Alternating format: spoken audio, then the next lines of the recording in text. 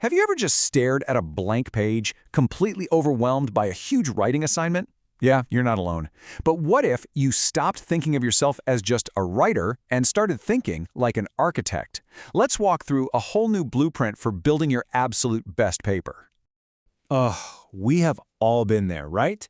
That little blinking cursor on a blank screen, it can be one of the most intimidating things a student has to face. It just feels like this giant, undefined mountain you have to climb, and it's easy to feel overwhelmed before you even start. But here's the trick. What if we just reframe the whole thing? Stop calling it writing and start calling it architecture. All of a sudden, you're not just a student with an assignment, you're the architect of an argument. You are carefully designing and building a structure for your ideas.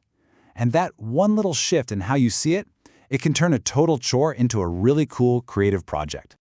Okay, so every great building has to start with a solid foundation.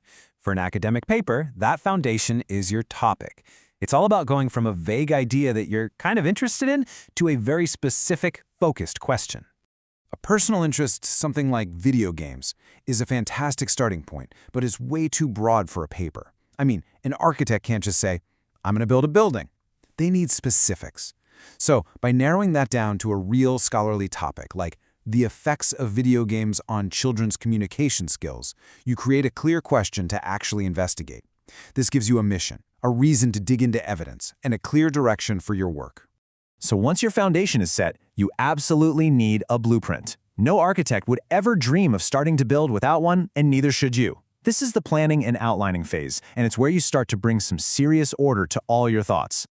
Now, at this point, you've probably gathered a bunch of notes, different sources, random ideas. It might feel messy, maybe even a little chaotic, but that feeling is actually a crucial part of the process. You can think of it as a necessary chaos. It's from this rich, messy collection of material that a clear, powerful message is going to emerge. So how do you clear the dust? How do you get through that chaos? Well, it comes down to three simple but really powerful steps. First, you analyze the prompt so you know exactly what your professor is asking for. Then you brainstorm like crazy to get all your ideas out on the table. And finally, you organize those ideas into a structured outline. And that is your blueprint. Now, that first step, analyzing the prompt, is something people skip all the time, but it's so important. The words your instructor uses, they're specific instructions. To analyze means to break something down into its parts, while to discuss means to look at it from a bunch of different angles. Understanding these keywords is like an architect being told to design a skyscraper, not a one-story house. It defines the entire project. And listen, there's no single right way to create your blueprint. For some of us, a traditional linear list works best. For others, something more visual, like a mind map, is way better for connecting ideas. The goal isn't to follow some rigid formula, but to find the method that helps you organize your necessary chaos into a super clear plan. All right, with a solid foundation and a clear blueprint, you are finally ready to start putting up the framework of your paper. And you know what? Nearly every strong academic argument is built on a classic three-part structure. Think of your paper's anatomy just like this. The introduction is the grand entrance. It tells your reader what you're building and why they should even care. The body is the main structure, where each paragraph acts like a sturdy, supporting pillar for your main argument. And the conclusion? That's the roof. It ties everything together and leaves a lasting impression. So let's zoom in on that grand entrance for a second. A really powerful introduction does three things. First, it grabs the reader by immediately answering the "why should I care" question. Then, it funnels them down from a big, general context to your specific focus. And finally, it clearly states your thesis. That's the cornerstone of your entire argument. Of course, modern architects don't just use pencils and paper, do that. They have an entire suite of power tools to help them out. And guess what? So do you. Let's talk about the digital tools that can make every single stage of this process way smoother and more effective.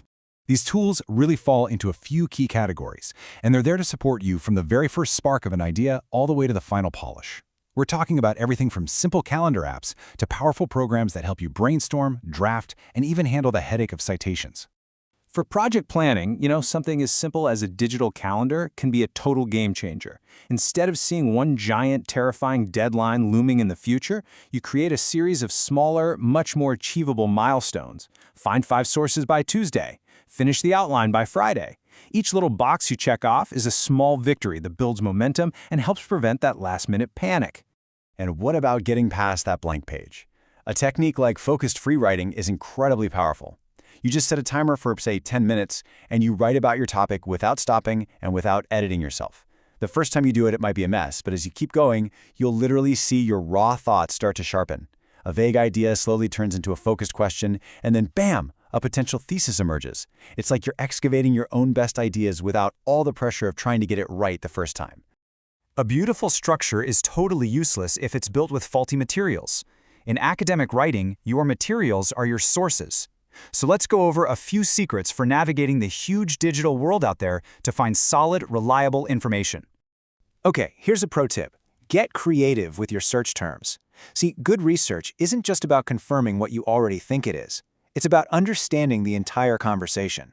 So if you're writing about the benefits of a 4-day workweek, don't just search for 4-day week productivity. Also search for terms that people who disagree might use, like 4-day week scheduling problems. This gives you a much richer, more complete view of the topic and actually makes your own argument stronger. For much more efficient searching, try this little 3-step strategy. First, use a bunch of different keywords and phrases. Second, keep refining your search until you have a manageable number of results, ideally under 40. This forces you to be specific. And third, once you're on a web page, use the Find command, that's Control-F or Command-F on your keyboard, to jump directly to the terms you need. No more endless scrolling. And there you have it.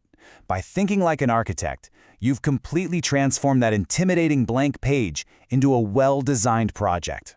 You've laid a solid foundation with a focused topic, you've drafted a clear blueprint with a solid outline, and you've built a strong, persuasive structure. But you know, the best part is that this isn't just about one paper. Mastering this process is genuinely empowering. It makes you a better thinker, a better communicator, and just a better student all around. These are the kinds of skills you're going to carry with you long after you leave the classroom. So the next time you're faced with a big writing assignment, remember this. It is not a task to be suffered through. It's a structure for you to design and build. You are the architect. So the only question left is, what will you create?